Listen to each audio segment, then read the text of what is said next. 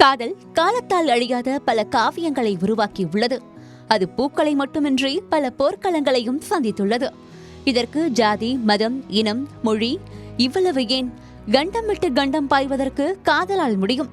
அப்படி சிறப்பு வாய்ந்த காதலை தான் பிப்ரவரி 14ஆம் தேதி காதலர் தினமாக கொண்டாடுகின்றனர். இப்படி உலகம் தோன்றியதிலிருந்தே பூர்வீகமாக இங்கு வசிக்கும் காதலுக்கு என்ன வயது என தெரியவில்லை. ஆனால் இந்த நூற்றாண்டுகளில் பல பரிணாமங்களை பார்த்துவிட்டது காதல்.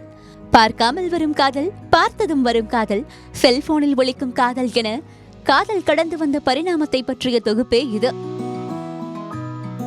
கலாச்சாரத்தோடு ஒன்றியதே காதல். குறிப்பாக தமிழர்கள் தொன்மை காலம் தொட்டே காதலுக்கும் கலைக்கும் வீரத்திற்கும் முக்கியத்துவம் அளித்து வந்தவர்கள்தான். அதற்கு தலைவனை பிரிந்திருக்கும் தலைவி பசலை நோயால் தவிப்பதாக கூறப்பட்ட சங்க இலக்கியங்களே சாட்சி. இதன் பிறகு கருப்பு வெள்ளை சினிமா வந்த காலத்தில்தான் காதலும் பரிணாமம் அடைய தொடங்கியது. அந்த காலத்தில் நடிப்பாகவே இருந்தாலும் ஹீரோ மற்றும் ஹீரோயின் தொட்டு பேசுவதற்கும் காதல் செய்வதற்கும் கடும் எதிர்ப்புகள் இருந்தன. இதனால்தான் பல சீன்களில் இடைகள் ரோஜா பூக்களை வைத்து படத்தை எடுத்திருப்பார்கள் டைரக்டர்கள். இப்படி படத்தில் இருந்ததை போலத்தான் கடிதம் மூலம் பேசிக்கொள்வதும், எப்போதாவது ஒருமுறை கோயில் திருவிழாக்களிலோ அல்லது சந்தைகளிலோ பார்த்துக் கொள்வது என இருந்தனர் காதலர்கள். இப்படி காதலித்தவர்கள் கரம் பிடிப்பது மிகவும் அரிதிலும் அரிதாகவே இருந்தது. இதனையடுத்து 1990களில் தான் காதல் சினிமாக்களில் மட்டுமின்றி இளைஞர்கள் மத்தியில் கொடிக்கட்டி பறக்க தொடங்கியது.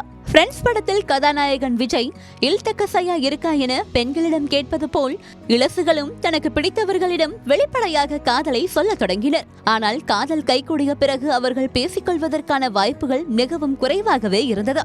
இதனால் கடிதம் மூலமாகவோ அல்லது டெலிபோன் மூலமாகவோ தான் 90s காலத்தில் காதலை வளர்த்தனர். இந்த காதலில் போன் காலுக்காக எஸ்டிடி பூத் பக்கத்திலேயே சங்கீத ஸ்வரங்கள் பாடிக்கொண்டு பாய் விரித்து படுத்தவர்களும் உள்ளனர். அப்படி இருந்த காதலர்களுக்கு பெரிதாக காதலர் தினத்தை கொண்டாடிய நினைவெல்லாம் இல்லை. எப்போது தன்னுடைய காதலருடன் பேசுகிறார்களோ அந்நாளையே காதலர் தினமாக நினைத்து வாழ்ந்தனர். இதன் பிறகுதான் செல்போனின் ஆதிக்கம் தலை தூக்க தொடங்கியது. பெரும்பாலான வீடுகளில் கீபேட் போன்கள் தான் இருந்தது. இதற்கு தோதாக 10 ரூபாயில் இருந்தே ரீசார்ஜ் ஸ்கிராட்ச் கார்டுகளும் கிடைக்க அதை வைத்து காதலை வீட்டுக்கு தெரியாமல் வளர்த்தனர். இந்த 2K கப்பிள்ஸ் உலகம் நவீனமயமாக்கலால் பெரிதும் பயனடைந்த இந்த பிரிவினர் சமூக வலைதளங்கள், வாட்ஸ்அப் ஸ்டேட்டஸ் என அனைத்திலும் காதலை பொழிய தொடங்கினர். இதனால் காதலர் தினத்துக்கான மவுசும் வெகுவாக வளர்ந்தது. இதனால் தற்போது ரோஜாக்கள், சாக்லேட்டுகள், டெடிபியர் என பொருட்கள் படு ஜோராக விற்பனையாகும் வணிக திருவிழாவாக வளர்ந்து நிற்கிறது தற்கால காதலர் தினம். இப்படி இன்ட்ரெஸ்டில் தொடங்கி இன்ஸ்டாவில் வளரும் காதல் பல கல்யாணத்தில் முடிகிறது. சில பிரேக்கப்பில் முடிந்து புதிய அத்தியாயமாக வேறொரு காதலில் மலர்கிறது.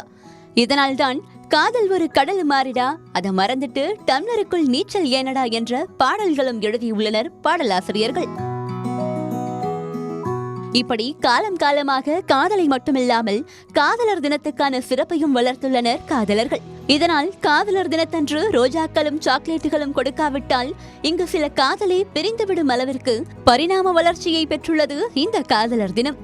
இப்படி முக்கியத்துவம் வாய்ந்த இந்த காதலர் தினத்தை கொண்டாடி தீர்ப்போம்.